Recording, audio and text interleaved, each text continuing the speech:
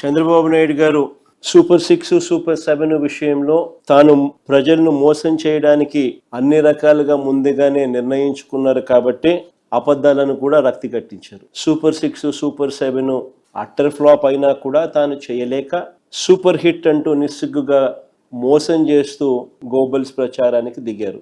మోసానికి shirt pant వేస్తే అది చంద్రబాబు అవుతుంది, అబద్ధానికి రెక్కలు కడితే అవి చంద్రబాబు మాటలు అవుతాయి. ఈ బడ్జెట్లో కూడా అవే పచ్చి అబద్ధాలు, తప్పుడు లెక్కలు, లేని గొప్పలు, చంద్రబాబు భజన ఈ బడ్జెట్లో ఇవే కనిపిస్తాయి. వృద్ధి రేటు 11.75% చంద్రబాబు నాయుడు గారు చెప్పుకొస్తారు. సిమిలర్లీ అంతేకాదు 2025-26 సంబంధించి రాష్ట్రంలో జిఎస్డిపి గ్రోత్ రేటు 10.75% గ్రోత్గా గొప్పలు చెప్పుకుంటారు. మరి చంద్రబాబు చెప్పిన ఈ లెక్కలే నిజమైతే జిఎస్డిపిలో ఈ మేరకు గ్రోత్ రేటు నిజంగానే కనిపిస్తూ ఉంది. దట్ షుడ్ ట్రాన్స్లేట్ ఇంటూ ప్రజల తలసరి ఆదాయం కూడా ఇదే రీతిలో నిజంగా పెరిగి ఉండాలి కదా. రాష్ట్రం పురోగతిలో ఉంది, జిఎస్డిపి గ్రోత్ రేటు వృద్ధి రేటు విపరీతంగా ఉంది అని అంటే ఆదాయాలు డబ్బులు దండిగా ఉండాలి. ఆ డబ్బులతో ప్రజల కొనుగోలు శక్తి పెరిగి ఉండాలి, తద్వారా రాష్ట్రానికి వచ్చే ట్యాక్సులు పెరిగి ఉండాలి.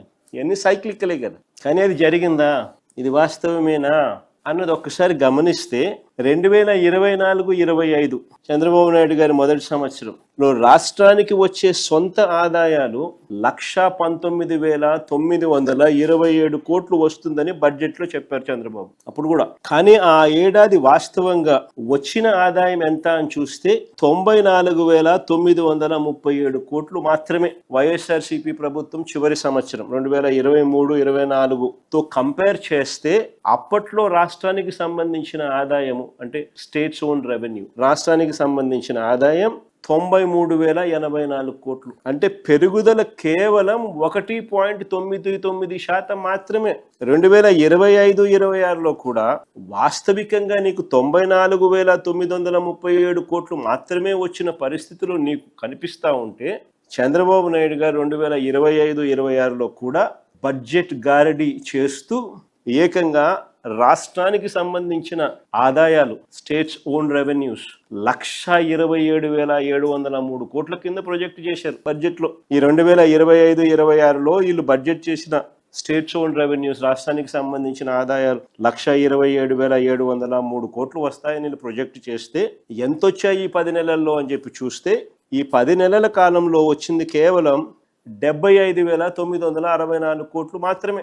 ఇదే ఇంతకు ముందు 10 నెలల కాలానికి 2024-25 ఆ 10 నెలల కాలానికి ఎంత వచ్చినాయి అని చెప్పి చూస్తే అప్పట్లో 72,864 కోట్లు. ఆ 72,864 కోట్లు కాస్త 25-26లో ఈ 10 నెలల కాలానికి 75,964 కోట్లు మాత్రమే వచ్చాయి. పెరుగుదల కేవలం 4.25%. సవరించిన ఎస్టిమేట్లో, రివైజ్డ్ ఎస్టిమేట్లో రాష్ట్రానికి సంబంధించిన ఆదాయాలు 112,349 కోట్లు వస్తాయని రాశాడు బడ్జెట్ డాక్యుమెంట్స్ లో, స్టేట్స్ ఓన్ రెవెన్యూస్ లో. అంటే 10 నెలల కాలానికి 75,964 కోట్లు వస్తే ఇక మిగిలి ఉన్న 2 నెలల కాలంలో ఏకంగా 112,349 కోట్లకు ఎగబాకుతుందని చెప్పాడు. అంటే 36,385 కోట్ల రూపాయలు ఇంకా 2 నెలల్లో వస్తాయి అంటాడు కరెంట్ ఇయర్. 2025-26లో మొదటి 9 నెలల ట్యాక్స్ రెవెన్యూస్ 2023-24 అంటే మా సంవత్సరం చివరి సంవత్సరం ఆ 9 నెలల కాలంతో పోలిస్తే ఈ 2 ఏళ్లకు సంబంధించిన CAGR compounded annual growth rate చూస్తే కేవలం 1.97% గ్రోత్ రేట్ మాత్రమే కనిపిస్తుంది. 23 రాష్ట్రాలున్న దేశంలో చంద్రబాబు నాయుడు గారి పరిపాలనలో ఉన్న మన రాష్ట్రం పరిస్థితి ఏమిటి అని అంటే మనము 22వ స్థానంలో ఉన్నాం. అంటే చివరి నుంచి 2వ స్థానం. ఈ 2 సంవత్సరాలకు సంబంధించిన కంపౌండెడ్ యాన్యువల్ గ్రోత్ రేట్ చూసుకుంటే కేవలం 1.97% మాత్రమే పెరుగుదలతో దేశంలోనే అట్టడుగు స్థానంలో 23 రాష్ట్రాలు ఉంటే 22వ స్థానంలో మనం ఉన్నాం. చంద్రబాబు నాయుడు గారి అసమర్థత, ఆర్థిక నిర్వహణకు ఇది సాక్ష్యం కాదా అని అడుగుతా ఉన్నాం. కేంద్ర ప్రభుత్వానికి సంబంధించిన ఆదాయాలు చూస్తే 9.64% పురోగతి, వేరేస్ మన రాష్ట్ర పురోగతి 1.97%. చంద్రబాబు నాయుడు గారు ఏమంటారు, జిఎస్డిపి గ్రోత్ రేట్ వృద్ధి రేట్లో మాత్రం దూసుకుపోతున్నాము, దేశం కన్నా ఇంకా మనమే పై స్థానంలో ఉన్నాము, ఏమంటాడు 2024-25లో 11.75%తో దూసుకుపోతున్నాము. దేశం ఎంత 9.8%. మళ్ళా ఏమంటాడు 2025-26లో రాష్ట్రం 10.75%తో దూసుకొని పోతున్నాం. దేశం ఎంత కేవలం 8%తోనే ఉంది. అంటే 9.64% ఆదాయాల గ్రోత్ రేట్ నమోదు చేస్తే కేంద్రం, వాళ్ళ జీడిపి గ్రోత్ రేటు కనిపిస్తూ ఉండేది 8%. ఒక సంవత్సరము, దాని ముందు సంవత్సరము 9.8%.